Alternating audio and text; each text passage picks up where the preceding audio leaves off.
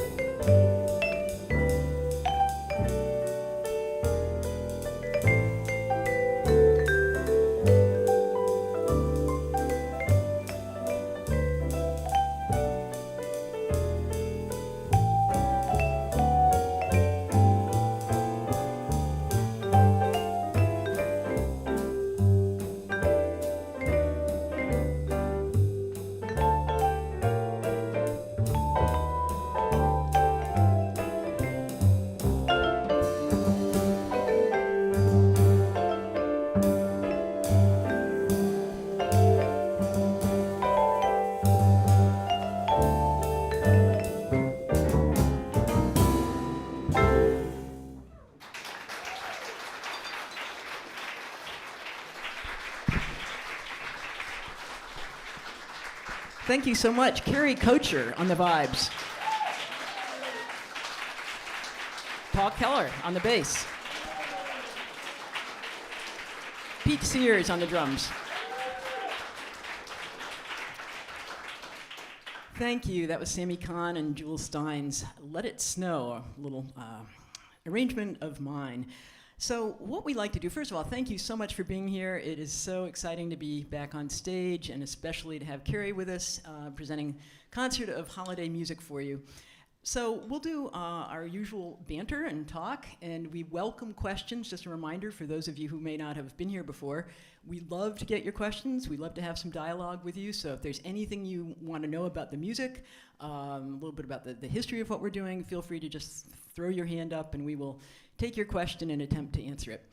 And if we can't answer it, we'll make something up, and hopefully you'll never know. So at this point in the show, I always like to ask Cary to demonstrate this remarkable instrument, the vibraphone. So I'm going to turn things over to Cary to talk a bit about it. Okay, all right. Yes, we like to indulge the inquisitive audience with discussions of this instrument. Many people don't know what it is when you say it, or don't know what to call it when they see it. The vibraphone was an offshoot of other instruments like the marimba and the xylophone. Somebody said, let's make it out of metal, and let's figure out that what they really wanted to do is they wanted to figure out how to make it tremolo, like this, which you can't do with the marimba. They were just attracted to that sound in the 20s. So originally this was invented as a stop on a theater organ. And then the guy who manufactured them said, well, let's make a percussion instrument out of it. And that was the birth of it. And then Lionel Hampton found one kicking around a studio where it was only used for special effects, you know, lighting candles on a birthday cake, whatever. And so then, a jazz instrument was born when Lionel Hampton picked it up. So let's see, that's my story about the vibraphone. It's motor driven. Cary, I have a question. Yeah. I see that you have several mallets there. Oh, I see, yes. Can you demonstrate? I spent a year in Japan where daily practice 3 times with 2 sticks in my hand allowed me to learn this technique. I'm talking about chopsticks, ladies and gentlemen. And my joke didn't get over there either. People would say, oh, hashi jozu, which means, hey, you're good at chopsticks for a foreigner. And my comeback was always, well, I practice 3 times a day. They never got it. They never got the joke. And anyway, no, we do. Since the oldest days of these instruments, people have wanted to make more than 2 notes at a time, and so we've learned a technique for holding them and manipulating them at all these intervals. And after a while, just like a pianist controls the shape of their hand for this or that chord, we learn to control these shapes. So it's not rocket science. That's all I can say about that. It sounds like this.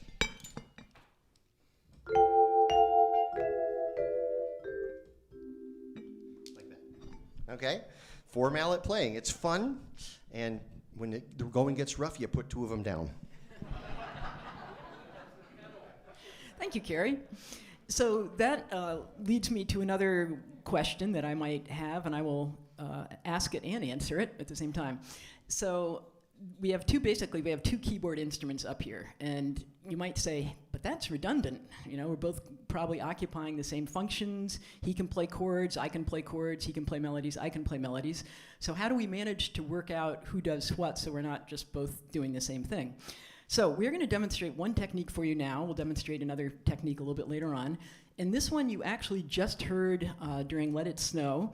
It's a technique that pianists tend to call block chords, where we play a melody on the top note, we harmonize the chord underneath with maybe 4 more notes. And in this instance, we've kind of snagged the technique from George Shearing, the amazing vibes piano player, who worked with a number of vibes players. And he also had a sound that he created, one album as Marjorie Hyams, a wonderful vibist, playing with him. And he also had guitar on the bottom. So the guitarist would play the bottom note, vibes would play the top note.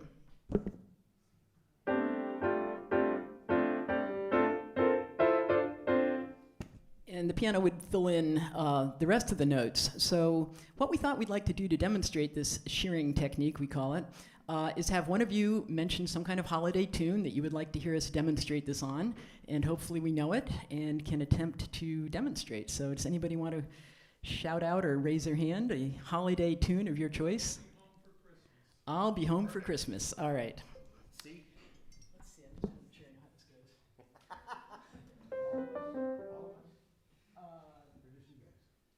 Why don't you join it? 'Cause I'm not sure I know it. 3 and 4.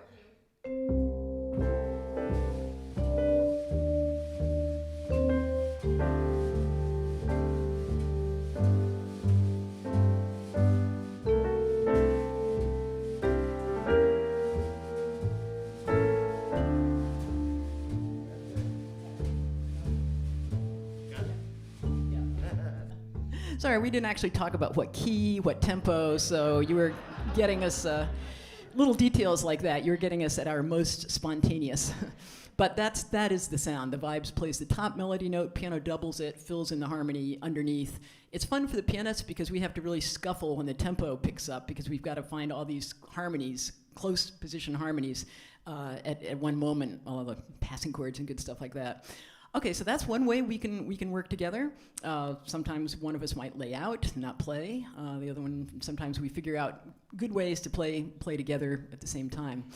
So, any questions right now before we go on to our next tune? Yes, I see some already. So, I was drawing attention to the gentleman over there. oh, okay. The pedal, what does the pedal do? Oh, well, aluminum rings and rings and rings. And just like a piano, I have the power to stop it with my mind.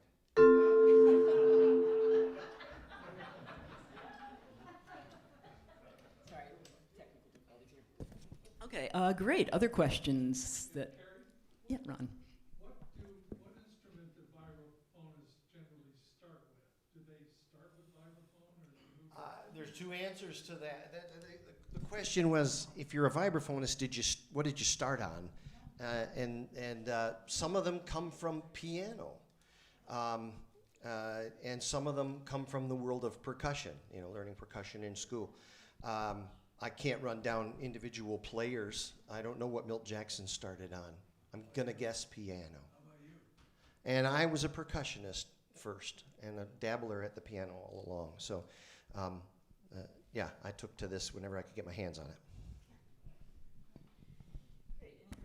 Any other questions? And we'll think them up and save them for next segue between tunes here.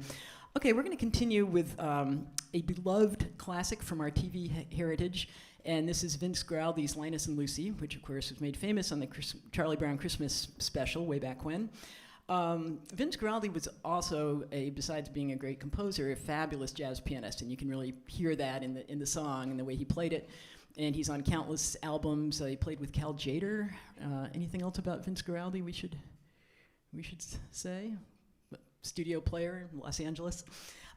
So anyway, I feel like it's almost sacrilege to take this tune and not play it exactly as written. But all of us on the stage, we can't help ourselves. We hear something and we go, hey, I bet I could improve that. Or not improve necessarily, but I bet I could come up with a different way to do it. So we haven't changed it up, or I haven't changed it up out of recognition. You will still know what it is. But I have changed some harmonies and changed a few rhythms here and there. So this is Linus and Lucy. The one thing I did when I was doing some research, I thought this was really amazing. Since Vince Guaraldi wrote all the music for the various Charlie Brown specials, I didn't realize that he had gotten up to 17 of them before he passed away. 17 holiday specials, which kind of leads you to wonder, what would the 18th and 19th and 20th ones been? Like it's Squirrel Appreciation Day, Charlie Brown. They must have run out of holidays, but. And the other thing is that you should know about him is that he wrote the famous song "Cast Your Fate to the Wind," and somebody asked him if he ever minded playing it, since normally you get asked to play your most famous songs over and over and over, and he said no, he never minded playing it because it was like signing the back of a check. Okay. Cast Your Fate to the Wind. I don't know that tune. Yeah.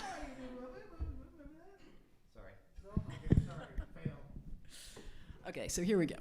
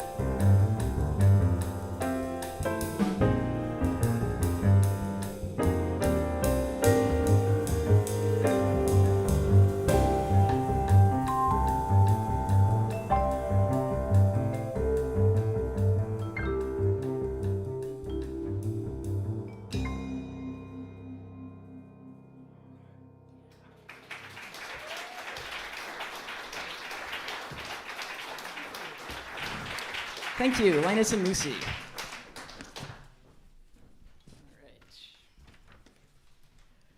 Okay, so I think at this point, maybe what we'll do is have Cary maybe just say a bit about some of his favorite vibists, and then we're going to demonstrate one more little technique to you that allows us to play together in different circumstances. So, Cary, I might turn it back to you. Okay. All right.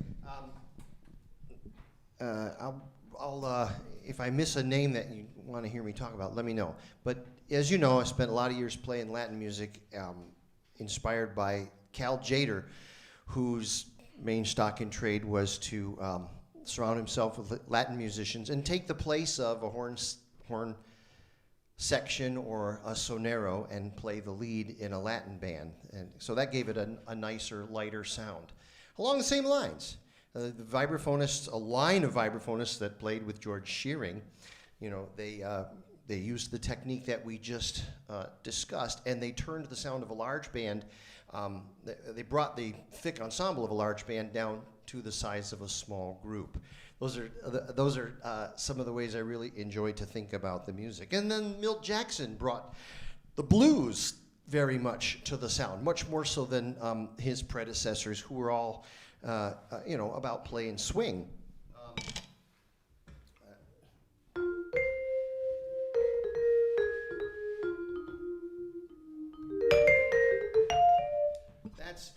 That we draw a lot of inspiration from Milt Jackson, throwing in blues sounds into the middle of all these chord changes and stuff.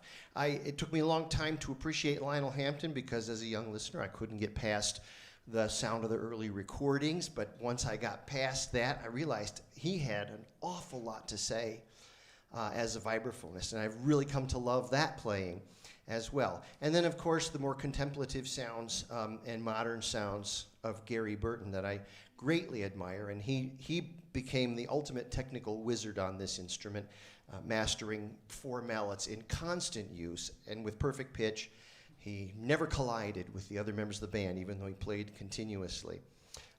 So those are some of the guys I admire, and each for very different contributions to this genre. I could go on and on, talk about Red Norvo and people like that, but I'll let it go at that. Okay, so we wanted to take, since Cary mentioned Milt Jackson, and of course, I'm sure many of you loved hearing Milt Jackson with the Modern Jazz Quartet. And one of the features of that quartet was the way that John Lewis and Milt Jackson could play together in counterpoint, one playing a melody, or one maybe playing a secondary line, or both sort of improvising together with each other. So we're going to take a tune that you know. We're not going to tell you what it is.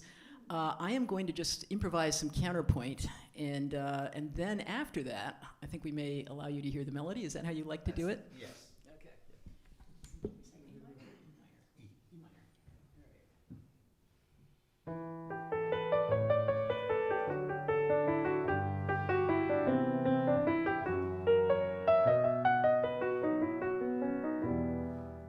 Anybody?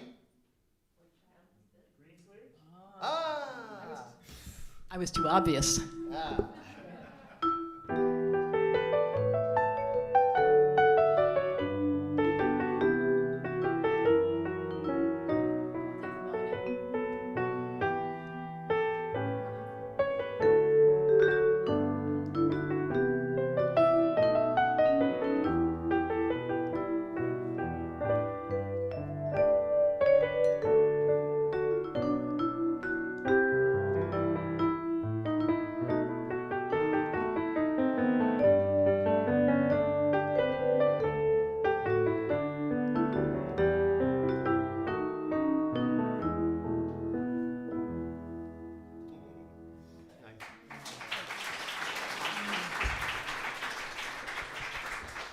Thank you. We're available for parties if anybody wants to have a counterpoint party.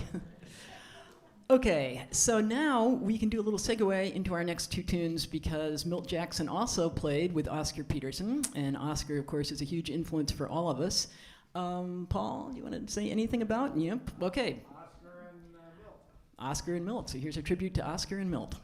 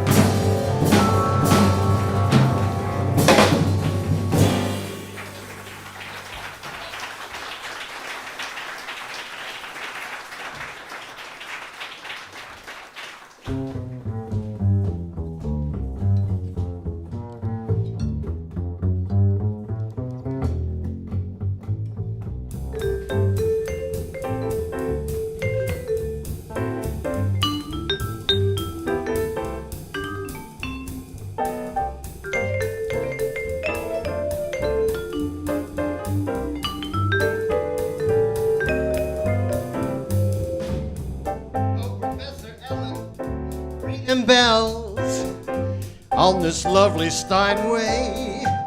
Ring them bells. Just how she charms the ivories a lady never tells.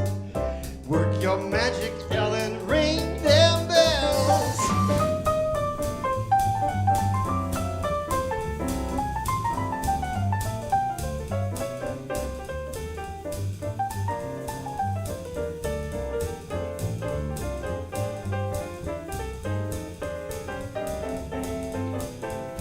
Well, Mr. Peter Siers, bang them drums. Let's skip the music, they just want drums. Krupa, Elvin, Buddy, Rich, forget those lousy bums. We got Pete Siers to ring, bang them drums. Oh.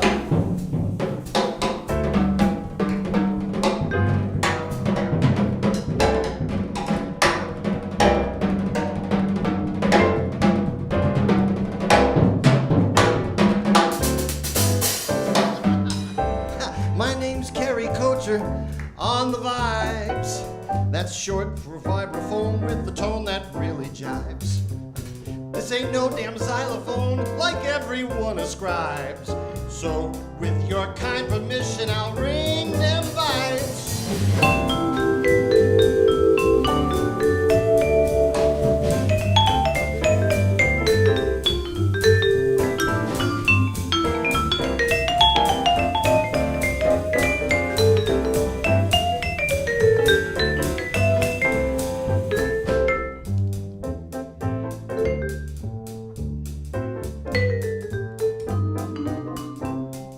Hey, do that again. Hey, Paul Keller, buddy, ring them bells. I don't need to tell you, he sounds swell. Hey, we're all about to hear an opus in pastels. Our Paul Keller gonna ring them bells.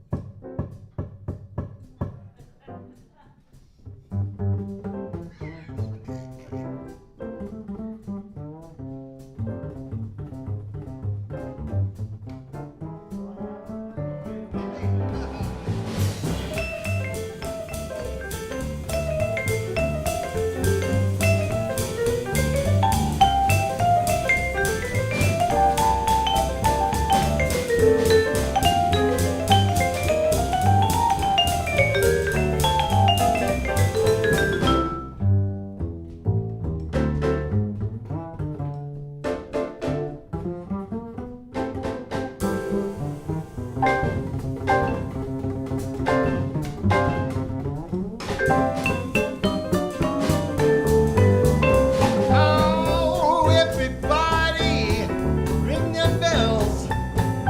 Oh, my good buddies, we sure sound swell. You're all about to hear a symphony, we get along so well. Everybody, we're gonna ring them bells.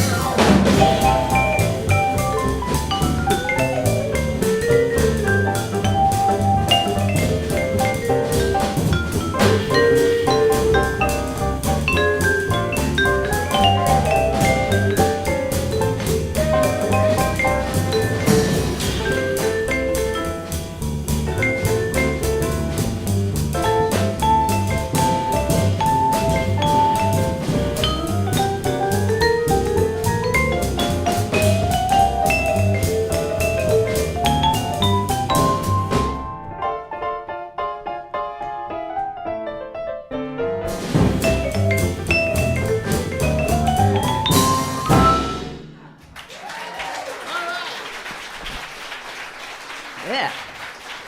Pete Siers on the drums. Paul Keller on the arrangements and the bass. Cary Kocher on the vibes. Thank you.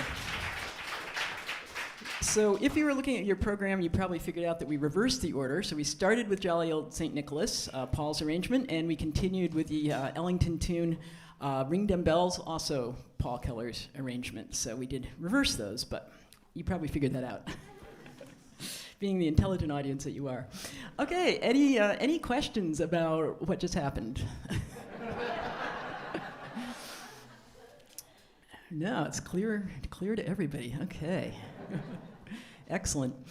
All right, well then we will continue right on ahead with our planned programming. We're going to slow things down a little bit, and we're now going to do one of my arrangements, and this is a Away in a Manger. And again, it's a beloved tune, and I tried to be careful with what I did with it, so that it's not going to grate on anybody's nerves or make you wish you were listening to the original version instead. I have, just, to give you some windows into sort of my thinking here, I tried to take the original harmonies and just play around with them a little bit from a jazz player's perspective. So I've added some chords, changed some chords, still hopefully arriving back at the spaces you want to arrive back at, so nobody feels too thrown off. I've added some bars. I thought it's such a pretty melody. Wouldn't it be nice to have just a little bit more of it? So you'll hear just a few different things in there. And it's some modulations. So you can, that's modulation is when we change keys. So we start in, what do we start in? A flat? And then we go through G flat and some different keys, D flat. So you can keep your ears out for the modulations. This is, let me make sure I'm not leaving out any salient talking points. No, I think that's it. All right, this is Away in a Manger.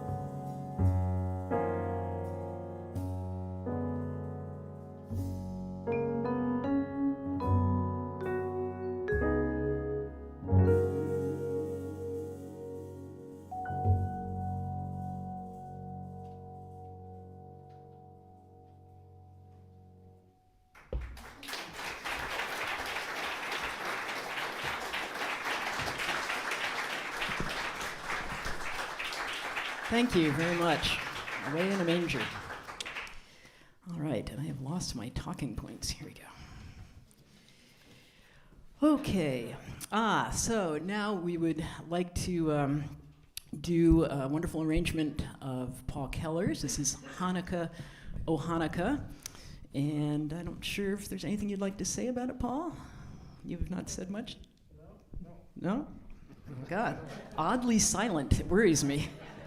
Like I should take his temperature. Well, what is there to say? It's Hanukkah. Sorry,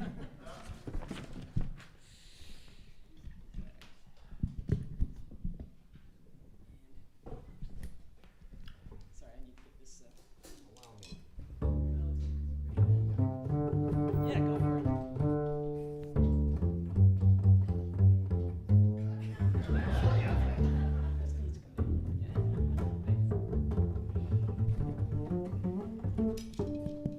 Great.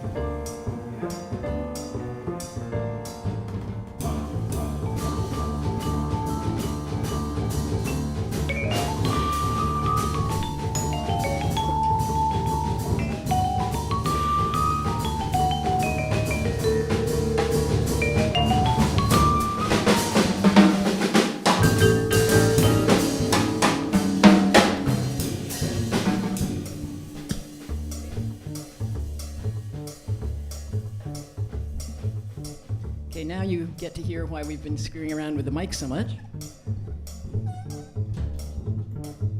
At least I hope you do. Okay, so as I was thinking about our program and I was writing down the titles and talking to everybody, it occurred to me that Hanukkah, oh Hanukkah, sounded an awful lot like Monica, oh Monica. So that, of course, I couldn't get out of my head, and I thought, well, why don't we add an extra chorus of this? And I am going to take one more second to try to get the mic working so that you can hear these amazing lyrics, if I do say so myself.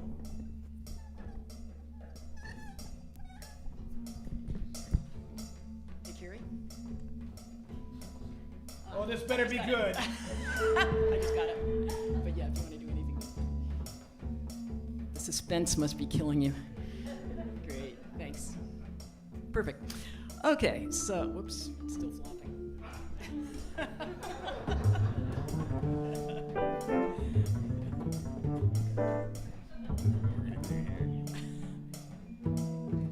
Good, so it wasn't just me. Okay.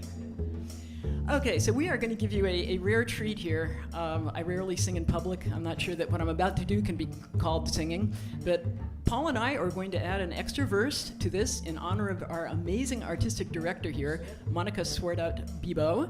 And we're also going to work in a little public service announcement in the middle of it for all of you listening at home on the live stream. So here you go. 2 and 1, 2, and ready. Monica, oh Monica, how much we adore you. Winter and the summer, we love to play for you. Gather round the piano, you sing oh so sweet. When you plan a season, your taste can't be beat. While we are playing, the live stream is going strong. Please won't you donate to keep music going throughout the whole season long. Monica thanks you and hopes that this song hasn't lasted far, far, far too long.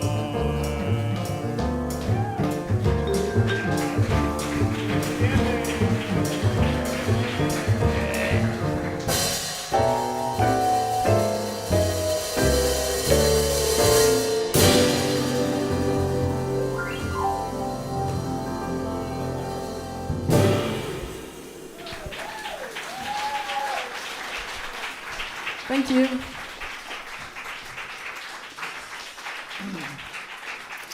A whole lot of build-up for some dubious lyrics, but it was very heartfelt. We do love you, Monica. And we do hope that people listening at home in the live stream will consider donating to this marvelous institution here. All right, so we are getting close to the end of the program. We have one more for you, but this is a great time if anybody has questions before we finish up. Yes, Ron. So when you do a song like Linus and Lucy, or one that everybody knows, Away in the Manger, and you're doing a new arrangement, what's it take for the four of you who played together a lot, you know each other well, you communicate superbly. When you played that, was that an arrangement that was done? Was there any improvising on stage? If you were to do it again, it would be the same? Would it be different? How much work for one song goes in? That is such a great question, and several of us may want to take turns answering it. What I'm doing here is looking around. Here it is. Okay, so what I put in front of everybody on stage looks like this. So a lot of notes are written out, but once we get past the melody, and we presented the melody several times, it's all improvising. So it goes from written notes to what we call slashes with chord symbols over them. So I would say there's about 1.5 pages of slashes for the improvising part with the chord symbols, and then there's about 2.5 and a little bit of actual written out notes. So generally, I mean, the three of these guys have worked together so much that I know they can have come up with arrangements on the spot in many, many instances. I have a tendency to like to write everything out, and Paul's arrangements are specifically written out as well. Do you want to say anything? Well, I would say they are written out to a different degree of difficulty. Ellen's got all the piano voicings written out on there, and that's admirable, but it's not information that I need to know. I need to know boom, boom, boom, when and where, and how much. Okay, this is news to me, but that's okay. Well, you know, hey, you ever been in a situation where too much information is a bad thing, and all of a sudden you're confused, and it didn't help? So she'll give me a bass note and a chord symbol over it, rather than writing out the whole darn thing for me. And that's, for me, that's very helpful. And this particular arrangement, Ron, the way that I think of it is like I feel like I'm playing in an orchestra. and it's not jamming on C Jam blues, and it's not a lot of other jazz things. To me, that's what I think about. I think that it's orchestrational. And even when we get to the solo section, the improvised section, we're still kind of feeling in that section. We always laugh about when one guy does something, and then the next guy does something, and then the other guy does something really loud and totally out of character, and then the next guy does something else. Well, okay, maybe that was working, but that you wouldn't think, right? So anyway, that's what I think. I just think of this particular arrangement in a different way than I think of a lot of these other arrangements. That's what's going through my pretty little head. Yes, sir. Dallas. In that same line, Paul, you're so prolific as a writer, and I love what you do, and Ellen, you do so much just for these programs. How long does it take you to score or arrange, let's say, one of these pieces, typically? Because I do write out note for note when I find a sound I like, I do like to commit to it with the actual piano notes so that I'll remember it the next time around and not just have a chord symbol. It'll take me definitely quite a while. I mean, I think Linus and Lucy, to get all the notes on the page, it was a kind of a day's worth of trying to just figure out what I wanted to have happen harmonically, and another day to notate everything, and then I had to copy out the parts. So that doesn't mean a solid 24 hours, but kind of a few hours here and there. I think Paul, I don't know, you are incredibly prolific, and I know you put. We said something today that it's nice to have these charts be living charts, so they're never really quite finished. They can always change a little bit. They're a little bit malleable. Sometimes you can open up a section. So if we feel like changing it, we feel like changing it. And I liked what we said today. It's the first time we ever really said it. These charts are not the ending point. They're just really kind of a starting point. Sure. And one of you writes the finale, and the other one hand writes it, right? I was going to say something about that. They dragged me kicking and screaming into it, but I love it now, and that's all I Yeah. do. In fact, my music handwriting with a pencil, I used to have chops of steel, and they have sadly atrophied. It's not the same, believe it or not, it's not the same muscles as playing the bass, which also atrophied during the pandemic. I got those back, but the pencil, no, I'm a finale guy. One quick corollary, though. So, Paul, for example, you're doing a lot of holiday concerts with your other band, Miss Sarah, and singing and so on. A lot of different groups, yes. Yeah, a lot of different groups. But if this group were to go around, say, do 5 Christmas concerts in 5 different venues, would you pretty much take one of these songs and play it the same way? Would it, or would it be different? I'm going to answer that one. Some of the things that Ellen has reconceived, you can hear that the melody fits perfectly with her harmonies, but they're new harmonies. They catch your ear. That's a concept, a technique called reharmonization that musicians take very seriously. You can ruin a song for somebody with bad reharmonization, but Ellen's items, I don't want to use the word precious, but they're lovely reharmonizations, and we carry them over into the solo sections. And so the answer to your question is yes, on another night, we'll play the same arrangement. The solos will be different. Or in rehearsal, we'll turn 2 bars into 4 bars, which we did today. You're going to hear a 4-bar section that used to be 2 bars. You won't know it, because we made it more perfect. And that's what I mean is it's nice to have them be living charts, because they're just a starting place. And if we're all looking at each other and we're all connected and we're connected with you, you may influence the way our performance comes out on a whatever, maybe a microscopic level, maybe on a bigger level. Who knows? But I like it when you're, this is a good guide, but it's not written in stone. And it can change, even like instantly. All you got to do is go, hey!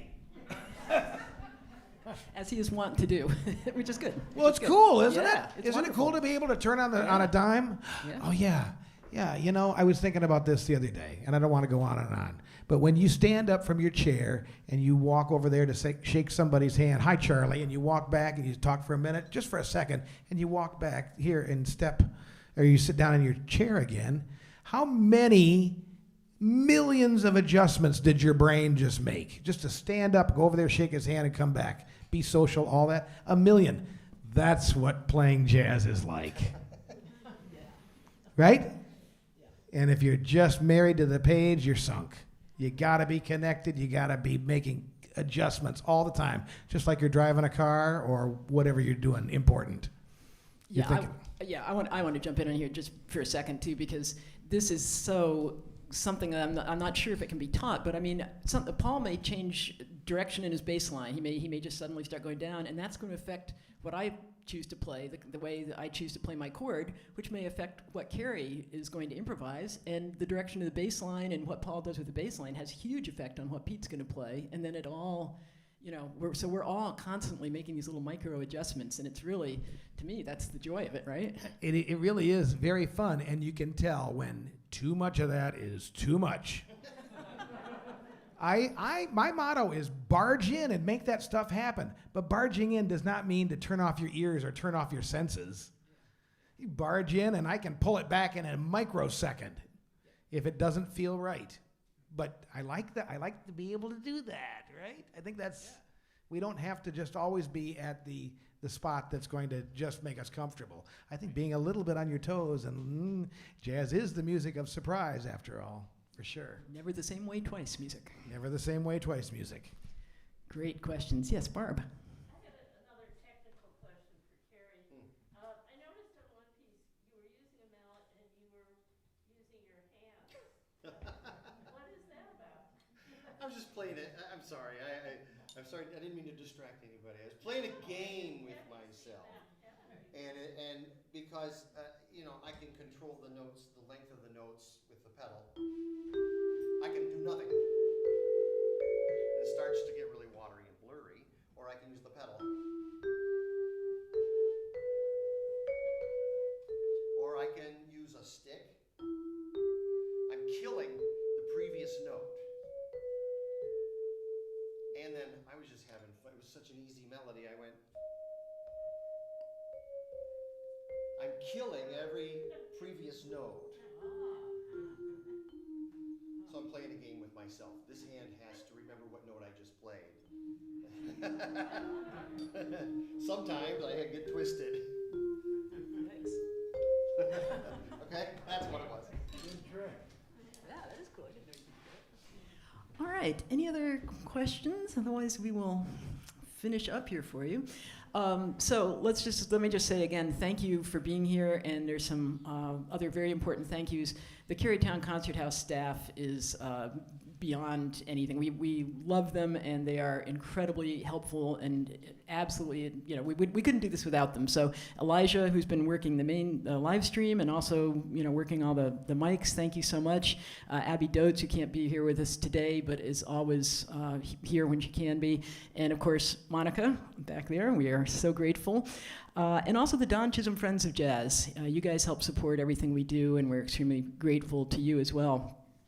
So with that, I think we will finish up with my arrangement of Christmas Tree, but please, one more time for Pete Siers and the drums. Paul Keller on the bass. Cary Kocher on the vibes.